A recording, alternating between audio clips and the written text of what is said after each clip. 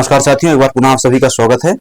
आज की इस क्लास में हम एफएसओ पार्ट बी यूनिट 10 के फूड इंस्टीट्यूट संबंधी टॉपिक की ही चर्चा करने वाले हैं। पिछली 3 क्लासेस में हमने 3 इंस्टीट्यूट कवर कर चुके हैं, जिसमें हम CFTRI, निफ्टेम और ICAR की चर्चा कर चुके हैं। आज की इस क्लास में हम, जैसा थंबनेल से पता चल गया होगा, हम ICMR की चर्चा करने वाले हैं और साथ ही साथ ICMR के अलावा DFRL नामक एक संस्थान होता है, लेबोरेटरी होती है, उसकी भी हम चर्चा करने वाले हैं। ठीक है, ये 2 संस्थानों की चर्चा करने के पश्चात वो यूनिट 10 का जो फूड इंस्टीट्यूट वाला टॉपिक है हमारा, वो खत्म हो जाएगा। आप में से जो भी लोग कंप्लीट कोर्स या क्लासेस ज्वाइन करना चाहते हैं, लेक्चर ज्वाइन करना चाहते हैं, वह जॉब्स वाला के एप्लीकेशन को डाउनलोड करके कोर्स को ज्वाइन कर सकते हैं। फीस इसकी मात्र 5,000 रुपए है। उसमें डिस्काउंट रखा गया है। फीस अभी 5,000 रुपए रखी गई है। पूरा कंप्लीट कोर्स ज्वाइन कर सकते हैं। वहां पर यूनिट 1 ऑलमोस्ट कंप्लीट हो चुका है एप्लीकेशन में। ठीक है, चालू करते हैं हमारी क्लास को। यहाँ पे जैसा लाल में जो दिखाई दे रहा है, CFTRI, निफ्टेम और ICAR ये संस्थान हो चुके हैं। आज की इस क्लास में हम ICMR की पहले चर्चा करेंगे, बाद में DFRL की चर्चा करेंगे। ठीक है, सबसे पहले बात करते हैं ICMR क्या है। देखो, हमारे देश में मेडिकल फील्ड में रिसर्च और रिसर्च के लिए और अनुसंधान के लिए कहें तो कोई संस्थान होना चाहिए, और इस प्रकार के संस्थान की आवश्यकता हमसे पहले जब यहाँ अंग्रेज शासन कर रहे थे उनको भी समझ में आ गई थी। ठीक है, तो अंग्रेजों ने मेडिकल फील्ड में रिसर्च के लिए और मेडिकल फील्ड में एक तरीके से R&D के लिए एक संस्थान स्थापित किया था। उसका नाम रखा था उन्होंने इंडियन रिसर्च फंड एसोसिएशन। ये संस्थान उन्होंने कब स्थापित किया था? 1911 में स्थापित किया था। आगे चल करके आजादी के बाद भारत सरकार ने इसका नाम बदल दिया। कब नाम बदला? 1949 में। और नाम क्या कर दिया? वही जो वर्तमान में है, क्या? ICMR। ठीक है, तो इंडियन रिसर्च फंड एसोसिएशन बन गया Indian council of medical research. Indian research fund association कब बना था? 11 में। और ICMR कब बनाया गया? 1949 में। ये जो ICMR है, इसका वर्तमान में मुख्यालय नई दिल्ली में है और इसके वर्तमान महानिदेशक, डायरेक्टर जनरल कौन है? राजीव बहल है। ठीक है, ICMR में 2 प्रकार की क्या होती हैं? बॉडीज होती हैं। एक क्या होती है? एग्जीक्यूटिव बॉडी, और एक क्या होती है? Governing body. ठीक है, एक क्या होता है? कार्यकारी परिषद, और एक क्या होता है? शासी परिषद। ठीक है, ये जो कार्यकारी परिषद होती है उसका जो प्रमुख होता है वो कौन होता है? डायरेक्टर जनरल होता है। और ये डायरेक्टर जनरल वर्तमान में कौन है? डॉक्टर राजीव बहल। एक होती है शासी परिषद। शासी परिषद का जो प्रमुख होता है वो कौन होता है? हमारा हेल्थ मिनिस्टर होता है। कौन होता है? हेल्थ मिनिस्टर होता है। वर्तमान में हमारा हेल्थ एंड फैमिली वेलफेयर मंत्रालय का जो मिनिस्टर है वो कौन है? श्री जगत प्रकाश नड्डा है ना। कौन है? JP नड्डा जी है। कौन है? JP नड्डा जी है, जो कि भाजपा के राष्ट्रीय अध्यक्ष भी हैं। भाजपा जो पार्टी है उसके राष्ट्रीय अध्यक्ष भी हैं वो। ठीक है, तो ये भी आपको ध्यान में रखना है। ठीक, what is the main objective of this institute? तो it's main objective is to create, है ना, coordinate and promote biomedical research in India. तो बायोमेडिकल रिसर्च और के क्षेत्र में प्रमोशन लेकर के आना, कोऑर्डिनेशन लेकर के आना, क्रिएशन लेकर के आना, उस सब चीजों क्या करना, एक साथ संवर्धन करना और आगे बढ़ाना। ठीक है, ये इसका किसका मूल उद्देश्य है? ICMR का। ठीक है, ये आपको ध्यान में रखना है। ठीक, यहाँ पे इंपॉर्टेंट फैक्ट्स जो लिखे हुए हैं ये मैंने आपको ऑलरेडी डिस्कस कर दिया। कहां पर? यहाँ पर कि इसकी एक क्या होती है? गवर्निंग बॉडी होती है ना, शासी परिषद होती है। इस शासी परिषद का जो अध्यक्ष होता है, चेयरमैन होता है, वह हमारा हेल्थ मिनिस्टर होता है। हेल्थ मिनिस्टर जो कि हेल्थ एंड फैमिली वेलफेयर मंत्रालय के अंतर्गत काम कर रहा है, वह अभी कौन है? श्री जगत प्रकाश नड्डा जी हैं। ये मंत्रालय ICMR को कंट्रोल करता है। ठीक है, ये मंत्रालय ICMR को कंट्रोल करता है, उसको फंडिंग करता है, उसको क्या है, धनराशि उपलब्ध करवाता है रिसर्च एंड डेवलपमेंट के लिए। ठीक है, ये जो ICMR संस्थान है यह बहुत सारे संस्थानों की मदद से काम करता है।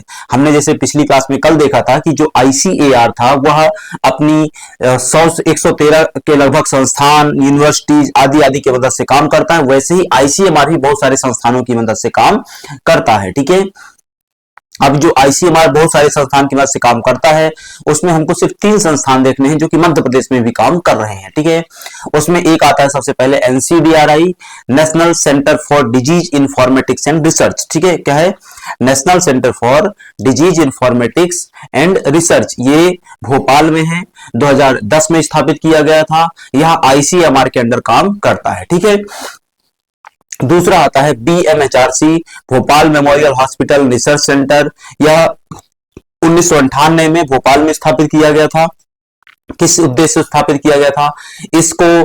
भोपाल जो गैस कांड के पीड़ित लोग थे, है ना, भोपाल जो गैस ट्रेजेडी हुई थी उसके जो पीड़ित लोग थे उनकी मदद के लिए, उनके इलाज के लिए, उनके संबंध में रिसर्च के लिए इसको स्थापित किया गया था, ताकि पता चल सके कि इनके अंदर जो बीमारियां हैं वह आगे आने वाली पीढ़ियों में कब तक रहेंगी, किस प्रकार की बीमारियां हैं, आदि आदि बातें। ठीक है, तो पहला एनसीडीआरआई जो कि 2010 में स्थापित किया गया भोपाल में, जो जिसका नाम है national centre for disease informatics and research. दूसरा BMHRC Bhopal memorial hospital research centre 1998 Bhopal. और तीसरा आता है निर्थ, ये 1984 में जबलपुर में स्थापित किया गया था, national institute of research in tribal health के नाम से। ठीक है, तो ये तीन संस्थान आईसीएमआर के मध्य प्रदेश में कार्यरत हैं, आपको पता होना चाहिए। अब आईसीएमआर ने 1911 से लेकर के अब तक के अपने है ना कार्यकाल में बहुत सारी उपलब्धियां हासिल की हैं। कुछ कुछ उपलब्धियां हमको पता होना चाहिए। ठीक है, तो जैसे 1937 में इन्होंने एक रिपोर्ट जारी करी थी और तब से ये रिपोर्ट लगातार जारी हो रही है।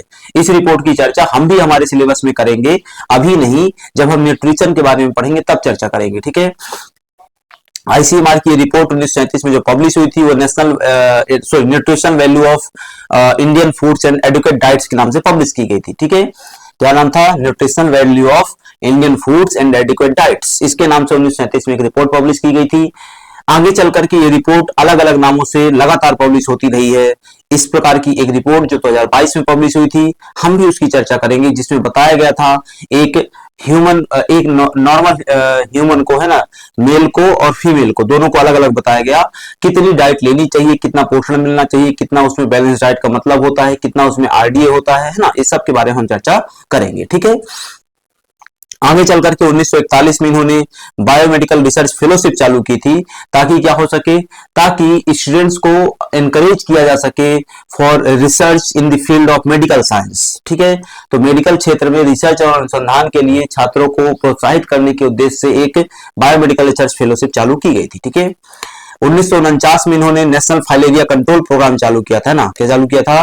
राष्ट्रीय फाइलेरिया नियंत्रण कार्यक्रम। ठीक है, इसके अलावा उन्होंने 1955 में क्या चालू किया था? ट्यूबरकुलोसिस सर्वे चालू किया था। ट्यूबरकुलोसिस सर्वे एग्जैक्टली मतलब क्या होता है? तो हम टीबी के पेशेंट्स की पहचान करेंगे, बस इतना ही है ना, हम टीबी के पेशेंट्स की पहचान करेंगे, ये उन्होंने 1955 में चालू किया था। आगे चल करके आईसीएमआर ने एक कायास्नूर फॉरेस्ट डिजीज का अनुसंधान किया, है ना, क्या है? एक डिजीज पता करी थी, डिस्कवर की थी, कायास्नूर फॉरेस्ट डिजीज। ये कायास्नूर फॉरेस्ट डिजीज कहां पता चली थी? कर्नाटक के सरोवर डिस्ट्रिक्ट में इसको पता किया गया था। ठीक है, इसके अलावा आईसीएमआर को ह्यूमन इंसेफेलाइटिस नामक बीमारी का कॉजेटिव एजेंट, है ना, कारण जो होता है, उसका एजेंट जो होता है जिसके कारण वो बीमारी फैलती है, वो पता किया था उन्होंने। तो ह्यूमन इंसेफेलाइटिस का कॉजेटिव एजेंट क्या होता है? चांदीपुरा वायरस। क्या होता है? चांदीपुरा वायरस होता है, जो कि डिस्कवर किसने किया था? आईसीएमआर ने। कब किया था? 1967 में। ठीक है, ये भी आपको ध्यान में रखना है।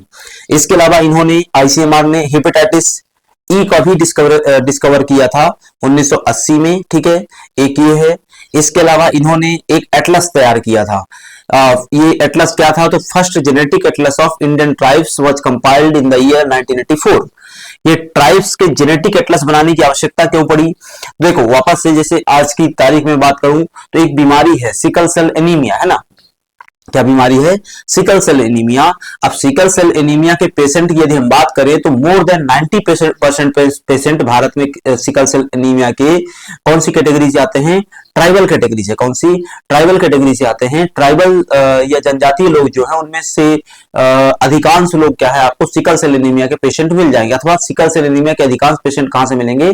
ट्राइबल उसमें क्लास से मिलेंगे। ठीक है, अब यदि हम क्या कर लें, उनका पूरा एक एटलस बना दें, जेनेटिक एटलस बना दें, तो हमको बड़ी आसानी से पता चल जाएगा कि किस प्रकार के लोगों में ये बीमारी पाई जा रही है, किस एज ग्रुप में, किस जेंडर में, है ना, किस प्रकार की प्रकृति इस बीमारी की है। ठीक है, तो जेनेटिक एटलस हमको मदद करते हैं बीमारियों की पहचान करने में। ठीक, इन्होंने एक वैक्सीन डेवलप करी थी 2013 में, जिसका नाम रखा था जेनवैक। जेनवैक किसके लिए थी? तो जापानी बुखार, है ना, जापानीज एंसेफेलाइटिस, जिसका हिंदी में नाम क्या बोलते हैं हम? जापानी बुखार। तो जापानी बुखार के लिए इन्होंने एक वैक्सीन बनाई थी, जेनवैक, 2013 में। जब 2017 में सरकार बनी थी उत्तर प्रदेश में योगी आदित्यनाथ जी की, है ना, तब गोरखपुर में अचानक से लगभग 150 बच्चों के आसपास बच्चों की मृत्यु हो गई थी जापानीज इंसेफ्लाइटिस से। तब भारत सरकार ने जेनवैक को मिशन इंद्रधनुष के तहत रोल आउट किया और परिणाम यह हुआ कि अगले साल मतलब 18-19 आदि के वर्षों में एक भी बच्चे की मौत नहीं हुई इस वैक्सीन के लगने के पश्चात। ठीक है, इसके अलावा 2018 में इन्होंने जीका वायरस, निपा वायरस और कैनाइन डिस्टेंपर वायरस आदि आदि को नियंत्रित करने के लिए भी मदद किया, प्रयास किया। किसकी मदद करी? स्टेट गवर्नमेंट्स की मदद करी, खास करके केरल सरकार की मदद करी, क्योंकि ये जीका, निपा और कैनाइन डिस्टेंपर वायरस का जो प्रभाव आया प्राइमरली सबसे प्रमुख पहले तौर पर वो केरल में आया था। ठीक है, तो ये भी आपको ध्यान में रखने की आवश्यकता है। इसके अलावा इन्होंने एक अभियान चलाया था जिसका नाम था मेरा, that is malaria elimination research alliance. ठीक है, क्या था वो? मलेरिया एलिमिनेशन रिसर्च अलायंस के नाम से इन्होंने एक प्रोग्राम चलाया था।